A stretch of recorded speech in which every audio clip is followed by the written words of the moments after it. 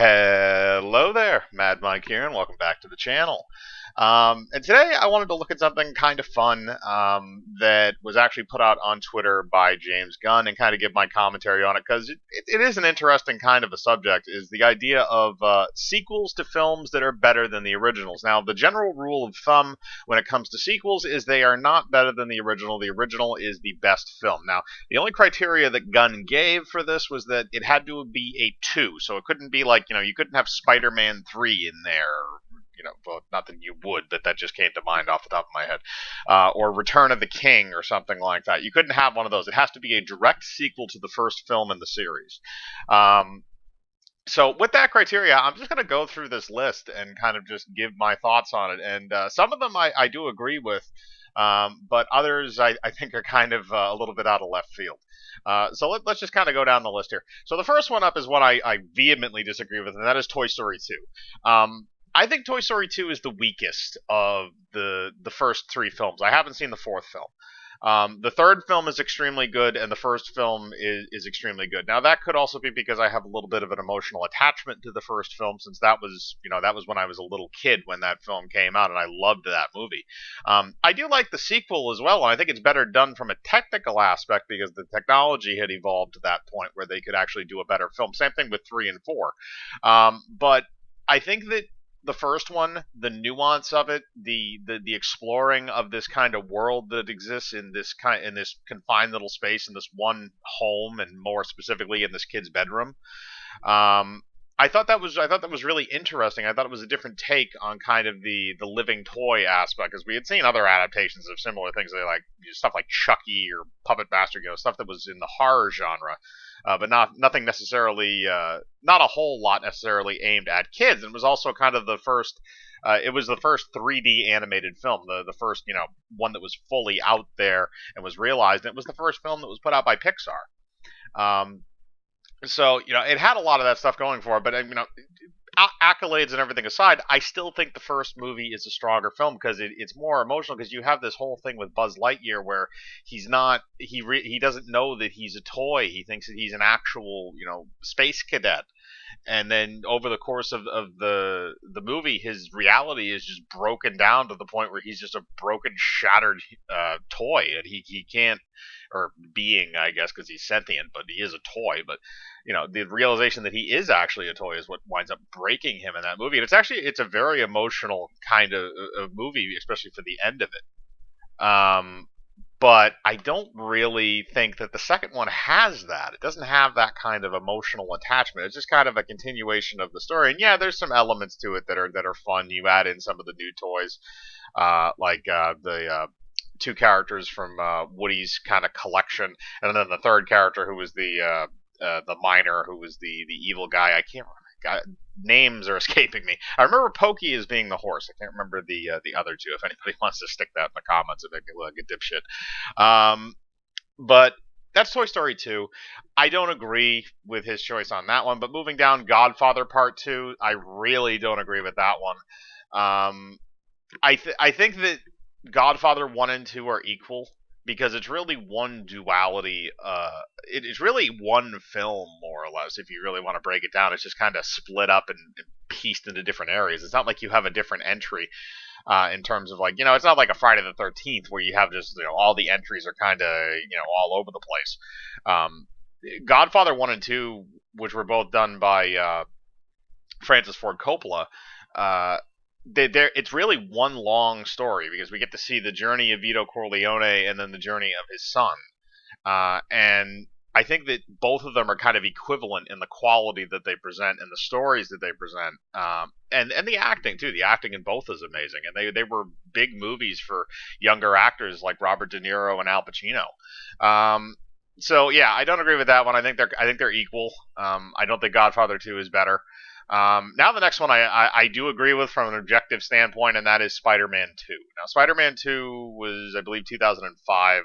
The first Spider-Man was 2002. And the first one I prefer personally, but that's because I have a bit of an attachment to it. It was the first superhero film that I ever saw in theaters. But moving over to two. Two has better effects. You bring over the strengths of the cast from the previous film. You add in another strong villain with Doc Ock, and then on top of that, you also have the continuation of the sort of love triangle-ish thing between Harry Osborn, Peter Parker, and Mary Jane Watson.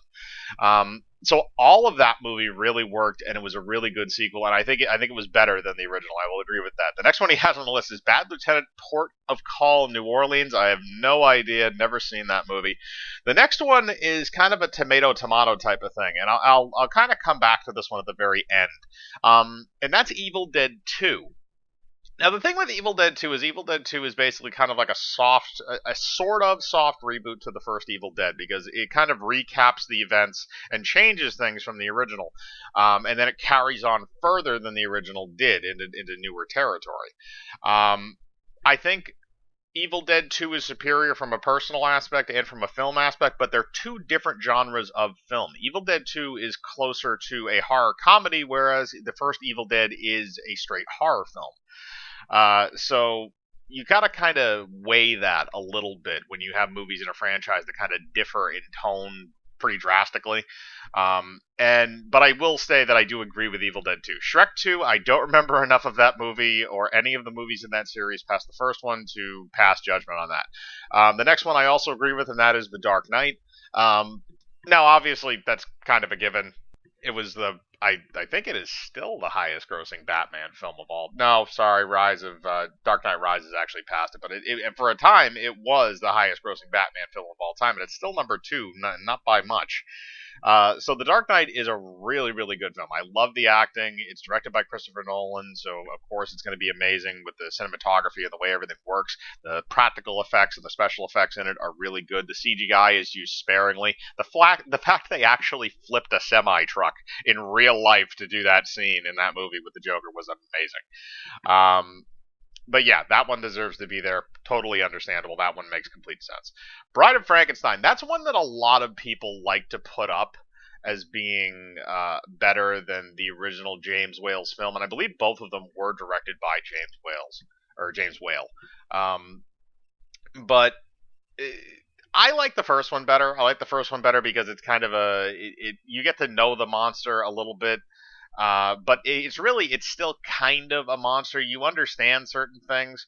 I think that a lot of the stuff that sets it apart is the scenes, and especially the ending where he gets burned down in where he gets burned down inside of the windmill. Now, I know Bride of Frankenstein was very closely related to the original works of Mary Shelley because at the end of the original novel, Frankenstein is basically ordering Victor Frankenstein, or I should say the monster is ordering Victor Frankenstein to build him a mate or build him a companion. So that he can have somebody like him to go around with. And that's really where Bride of Frankenstein comes from. And I think it gives it a more of an emotional level, especially when you're looking at the monster as something that can actually feel love and desire and companionship. But when you look at it from, I think from the original, I like the story of Victor Frankenstein. I like the tragedy of it. I like the fact that you have all the stuff with the monster. Boris Karloff, who plays Frankenstein in both films, does a very good job. It's really splitting hairs for me, but I do prefer the first film, and I think it's a little bit better, but not by much. It's one of those things where I can't really give you a clear cut winner. Again, you could probably ask me tomorrow, and maybe I'll say it's Bride of Frankenstein. But then next we go down to Hellboy 2. I wouldn't say I would very much disagree with that. Hellboy 2 is a movie where it reminds me a lot of Batman Returns, which ironically is also on this list. But it reminds me of Batman Returns in the sense that the original was very kind of fanciful, but it was still a little bit grounded. You understood a lot of stuff. They kind of explained how the world and certain things work. And you kind of understood what was happening to an extent, other than the giant tentacle creature in the sky. That really wasn't explained terribly well. But the thing with Hellboy 2 is that they took that and they dialed it up to 11 because now you're going into a whole fantasy world.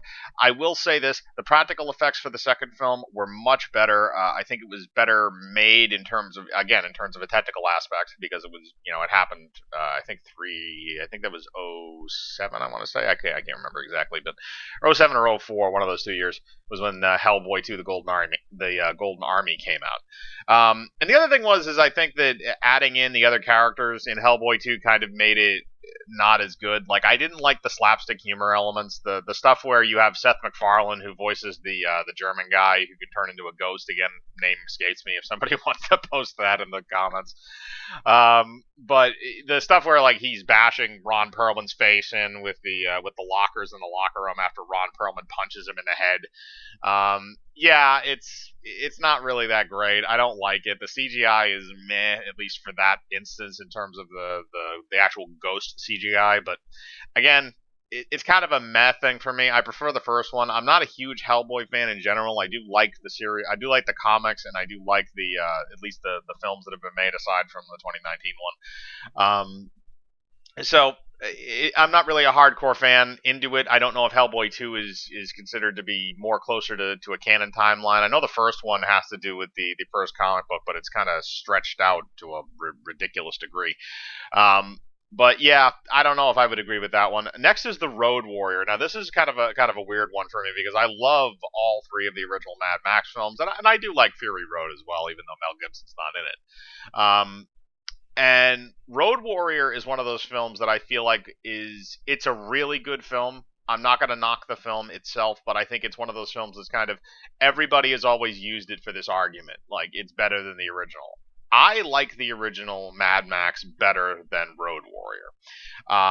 And not to say that I dislike them. I dislike either of them. I do really love Road Warrior. It's a great movie. It's awesome. The effects, the stuff that happens in it, the boomerang cutting off a dude's fingers. I mean, all that stuff is hilarious. But the original Mad Max, I thought, gave Max more character. I think it gave you a little bit more insight into the world. I think the whole stuff where you're racing on the road as opposed to like through a desert and stuff was very interesting because the world was still semi together at that point in the Mad Max universe before it just devolved into complete shit. The black on black, the car that Max drives at the end of the film is introduced in this. I love that. The villain is great, Toe Cutter, and a few of the other ones that run in there as well. They're all really great. The scenes in it are really interesting. You understand Max's motivation, and it helps leading into the next film where you get to see him kind of, this is after, everything's happened with his family and everything like that. So you understand what kind of hardships Max has gone through over the course of that first film. And I think that it's necessary development in order to get to that second film. But I do prefer the first one over the second one, but I'm not going to knock anybody for saying Road Warrior because a lot of people really do love that movie more than the original, even though it's said a little bit more. The next one is a bit weird to me because for a few dollars more. Now, this is one that nobody ever mentions, and that's why I kind of think it's funny, because the whole thing with the Dollars trilogy is the first and second films are kind of the same movie a little bit. They're very similar in certain aspects, and the second one is kind of, I think, the low point for me. I really love the first one, and I really love The Good, the Bad, and the Ugly, which is the last one in the series. For a few dollars more is kind of the third child for me in that, so that's kind of strange to me. Paddington 2, never seen it, so I can't say. X2, that makes complete sense, and yeah, I agree with that. I think most people would genuinely agree with that. X2 is really was kind of what sparked superhero movies, along with the first SpiderMan film, which I believe both of those came out in 2002. So that makes sense. Next one again is an obvious one: Empire Strikes Back. I don't really need to explain it. I don't think I have to. Wrath of Khan, again, another one that's clear cut, 100% true, and completely makes sense. The next one is Superman 2. Now, I like Superman 2 better than the original, mainly just because of the superhero fight at the end. Because in the first one, you really don't get that. You just get Superman kind of flying around and doing a bunch of stuff, and then Lex Luthor shows up. With the second one, you have Zod and his two, underlings that are all Kryptonian, so you have to have a superhero fight. And again, the acting is great. Christopher Reeves is great in both films, as is Margot Kidder and the remainder of the cast who play the supporting roles. It's a great film. It has amazing special effects for the time. And yeah, I'd agree with him on that Superman 2 is the better film. Um, and also, by the way, the Donner cut of the film, not the original cut. Now, the next one, again, I mentioned earlier was on this list, is Batman Returns. Now, I don't know what warped world James Gunn lives in, but the first Batman is 100% superior to Batman Returns. Batman Returns is Tim Burton getting let off the leash, essentially. Tim Burton being allowed to go as zany and nutty as he wanted. He hooked rockets onto penguins. That's like a 1950s Batman thing. So I mean, there's a lot in that movie that's really goofy. Again, I don't dislike the movie. I do like Batman Returns. I have it on DVD, but I really don't think that it's better than the original. I think the original Michael Keaton Batman is far superior to Batman Returns. Now the next one, again, I disagree with is Gremlins 2. Now the first Gremlins, the reason why I disagree with this is because Gremlins 2 it's kind of taking Gremlins and it's taking a bit of the horror elements out of it, because Gremlins was always kind of a horror comedy originally, and then it spawned a bunch of, weird ones like, what, critters and munchies and hobgoblins and all this other weird shit, which is basically just a bunch of little monsters that run around and do horrible things to people. But Gremlins 1 really kind of introduced us to that Gremlins type of thing where, the mogwai and getting them wet and the reproduction and don't feed them after midnight and all that stuff. So it's provided us with the ground rules, and it was a really good introduction, and it was a really good film, and it was dark and funny, which is hard to get a good balance of that. Usually one kind of overwhelms the other, but Gremlins 1 had that. Gremlins 2 does not have that. Gremlins 2 goes full comedy. There is no horror elements in that film. Everything is in hard lighting. Nothing is in shadow. You see everything. Again, the special effects are really good for that film. Much better than the original. They did a lot of stuff, and they upped the Gremlins stuff to 11, but I think it's too goofy. I think it ruins that balance that the first one had. And some people like that because some people preferred the comedy elements in the first one over the second one. So I can understand why some people would say that, especially James Gunn, because he seems to really like comedy and horror comedy. So I kind of get it why that was a big thing for him, but I don't like the lack of the balance. The next one on his list is Blade 2. Again, makes perfect sense. Directed by Guillermo del Toro. And Blade 2 just took everything that made Blade 1 great and added more of it. And then on top of that, you had Wesley Snipes coming back for the amazing choreographed martial arts scenes in that, and better special effects.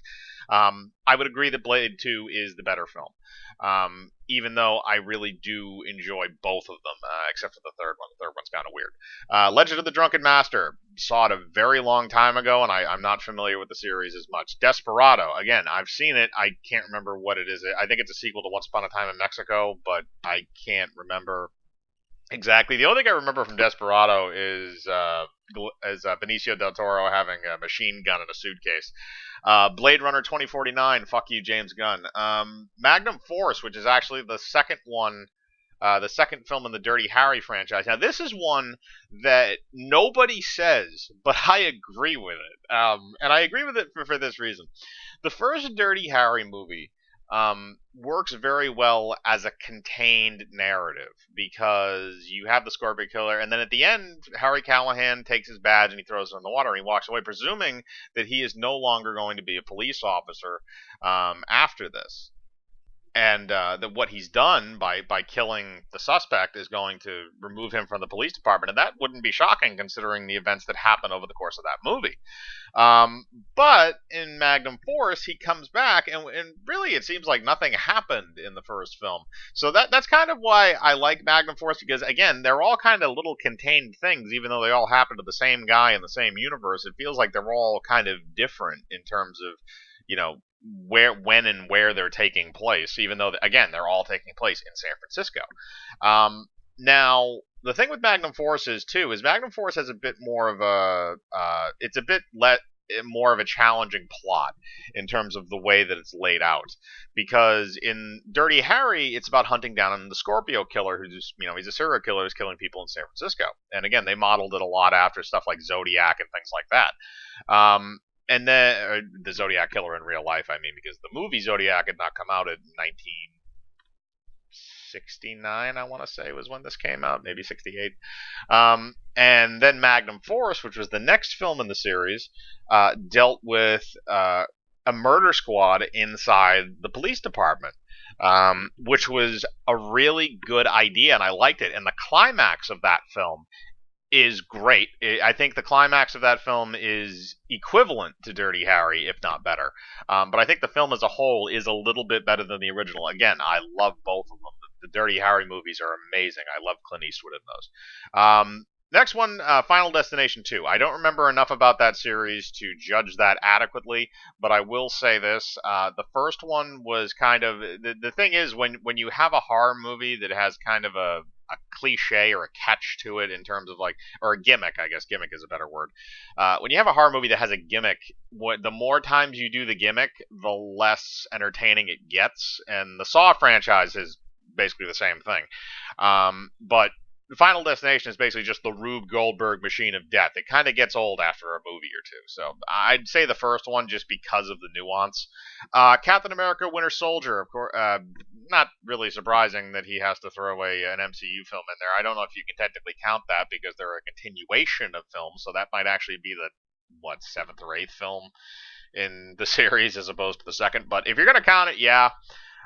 It's kind of one of those ones I would put it on the same level as the first film because they're very different tonally. The first one is a period piece that takes place mostly in the 1940s, whereas Winter Soldier is more of a modern spy thriller. So they're very, very different films in terms of the way that they operate and the genres they inhabit. So it's very different. I'd have to put those two equivalent. Swordsman 2, again, have no idea. Haven't seen the first one, haven't seen the second one. And then the other one that he lists, which is not technically a sequel that's better, is P.S. It's an arguable fact that Alien and Aliens are equal. Now, it's always the general, again, kind of like another one. The general rule of thumb is that Aliens is better than Alien because they kicked it up to 11 and it was James Cameron. But everybody forgets the first one was a claustrophobic horror, was one of the best claustrophobic horror films ever made, and it was made by Ridley Scott, who's also an amazing director and my favorite. Well, I shouldn't say my favorite director, but one of my favorite directors. And the thing with Alien and Aliens, again, like a lot of the earlier films, is they're two different animals. The first one is very much a claustrophobic horror sci-fi film, very graphic and stuff like that. With the second one, again, you bring back kind of the graphicness and the gore, and you have Sigourney Weaver coming back to play the Ripley character, but it's more of an action movie at this point because it's James Cameron who's directing it, and you lose a lot of that like claustrophobic feel for a lot of that film, except maybe like the last part where they're in the base and the aliens are coming through like the ceiling and the floor and shit.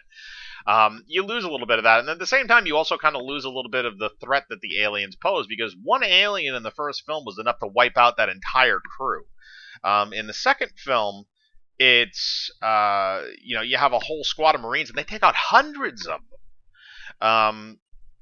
So they kind of degrade it a little bit with that. Aliens appear to kind of operate similar to the rule of ninjas. And for those of you who are unfamiliar with that, the rule is if you have like an army of 1,000 ninjas, you can rip through them like paper. But when you just have one ninja, he can murder anything. That's kind of the joke with that. But aliens, I guess, are kind of like ninjas. When there's like a whole army of them, you can just blow them down like shooting fish in a barrel. But if there's one of them, they can wipe everybody out. Again, that seems to actually kind of hold true a little bit with Alien 3 as well. But that's the entire list that he put out. Like I said, I agree with a lot of them. I don't agree with a lot of them. Some of them I have never heard of, so maybe I might have to check some of these things out now that I'm going to be home at various points. So again, that's the list that he put out. If you want to go on his Twitter and leave a comment or something like that, or put any sequels that you think are better than the originals there, you can. You can also list those in the comment of this video. Again, thank you for listening. Make sure to hit the bell for notifications, hit the like button, subscribe, and remember, I live my life free of compromise. Do you?